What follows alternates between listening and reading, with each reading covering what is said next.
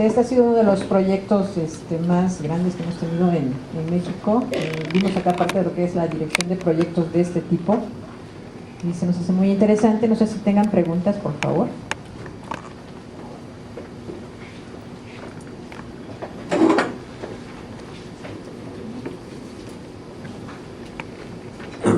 Sí, buenas tardes. Definitivamente este es un caso de éxito de Petróleos Mexicanos y de todas las instituciones involucradas en materia de investigación tecnológica. Como el tema es relacionado con estructuras contractuales, arquitecto, ¿qué no hubiera sido más fácil manejarlo de asignación directa, apegada al artículo 42, fracción 11ª y 13ª, a donde se pueden manejar convenios de colaboración tecnológica y de investigación con las instituciones, a efecto de poder facilitar todo ese esquema de planificación y de regulación administrativa necesaria, ¿no? Ese es mi comentario y muchas felicidades. Sí, gracias. Mira, efectivamente el artículo 42 de la Ley de Obras Públicas nos faculta para realizar asignaciones directas, pero ahí sí, en cuanto a entidades federativas, no nomás nos limita a hacerlo con ellas, podemos hacerla también con empresas, pero como les comentaba yo al inicio, se determinó, se hizo por consulta pública, se hizo una serie de reuniones precisamente para la toma de decisiones de poder realizar estos trabajos de remediación con instituciones académicas, con las mejores instituciones académicas de nuestro país y que tuvieran las alianzas estratégicas con las empresas. Yo creo que esa parte nos fundamentamos nosotros en el artículo primero y no movernos de ahí, porque si nos movíamos no podíamos cambiar el esquema de la asignación directa y luego regresarnos al artículo primero. ¿Sí? ¿Había otra pregunta? Sí, bueno, se ve muy interesante todo el tema del proyecto. A mí se me hace en el tema de la administración una cuestión muy innovadora, sobre todo para Pemex. Este tipo de administración que nos está presentando, ¿siente algún precedente administrativo dentro de Pemex para otros proyectos? Creo que sería una idea muy grande que llevara a otro tipo de necesidades de la misma institución. Y la otra parte de la pregunta es, en tema de presupuesto, ¿qué tanto contra lo presupuestado se elevó, se generó? No sé, ¿cómo manejaron el tema presupuesto?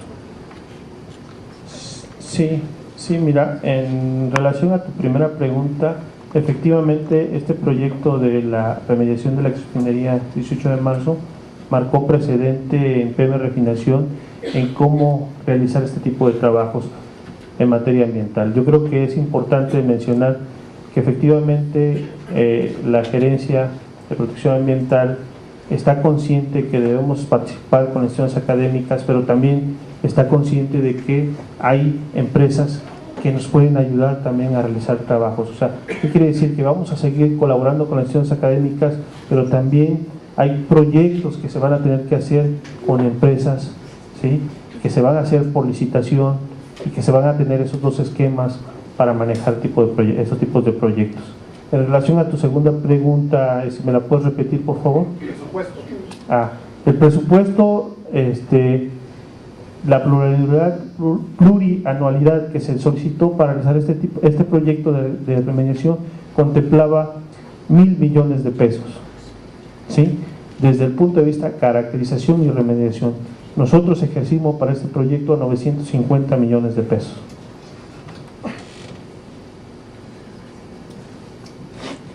¿Otra pregunta? A ver, yo.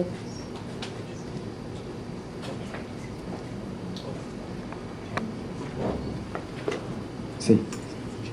Con respecto a lo que usted planteaba de la administración con las instituciones de educación, me parece que hay un punto donde muchas veces también hay un conflicto.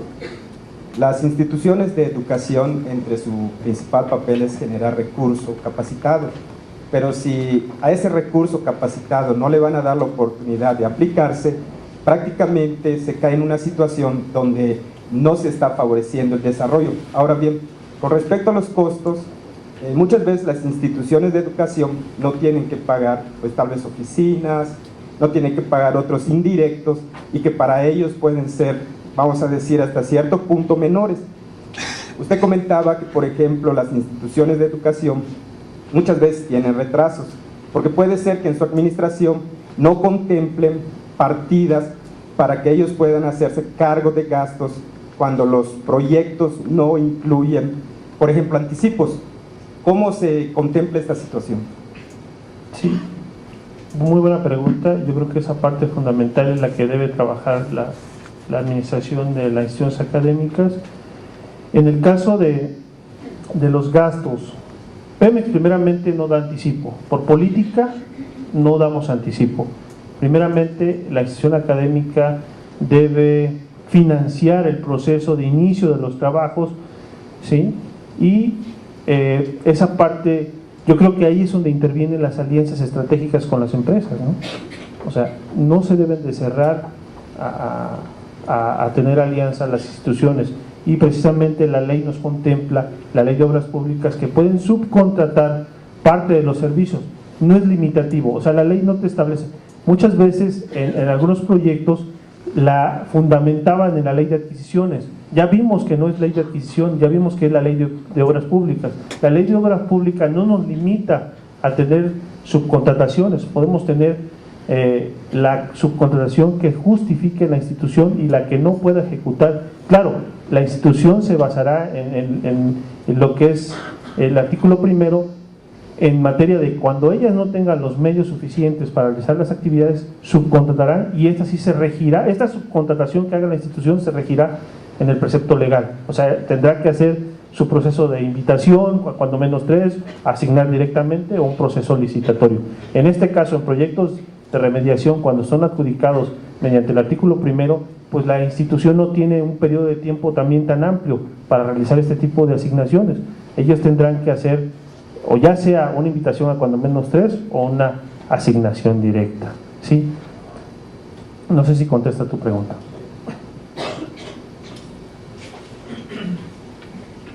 ¿Otra pregunta para el arquitecto? Parece que ya no hay. ¿Acá?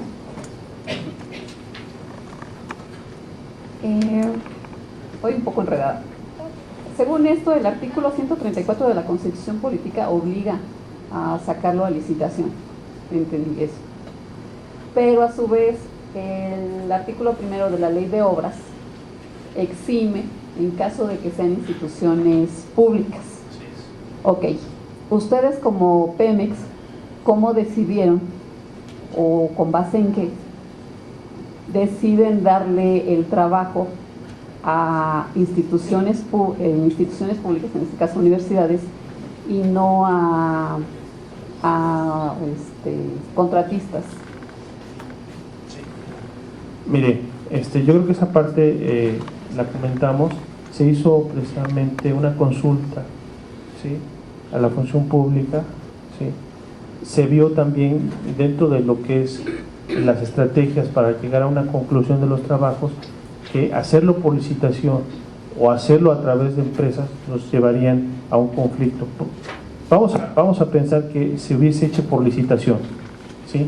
Hubiésemos sacado la primera licitación con éxito, la segunda, con una empresa que se nos inconformara, ese proceso nos iba a retardar 6, 1 año, 2 años, y no íbamos a poder cumplir con un ordenamiento que era llegar a remediar la exrefinería en 2 años.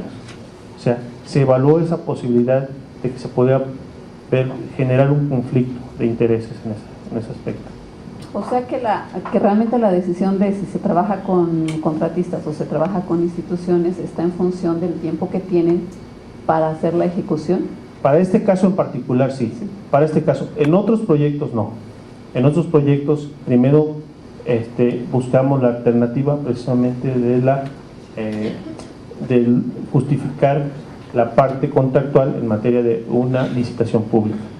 Aparte nos comentó que era una conversación presidencial. Así es, afirmativo. En las reuniones que se llevaban en presidencia vieron la mejor manera ¿sí?, para llevar sus trabajos. Yo creo que el darle oportunidad a los investigadores es muy importante, sin dejar de lado que también la industria privada ha dado también mucho, ¿sí?, en esta materia. Entonces yo creo que se han formado muchas personas en las instituciones académicas. De hecho, yo les quiero decir que en los trabajos que yo he supervisado, que es el Instituto Politécnico Nacional, más de 10 estudiantes egresados de la ESICIE obtuvieron su maestría en este proyecto, y estamos hablando de una cantidad muy considerable con base a los proyectos ejecutados, y más de 3 obtuvieron el grado de doctorado.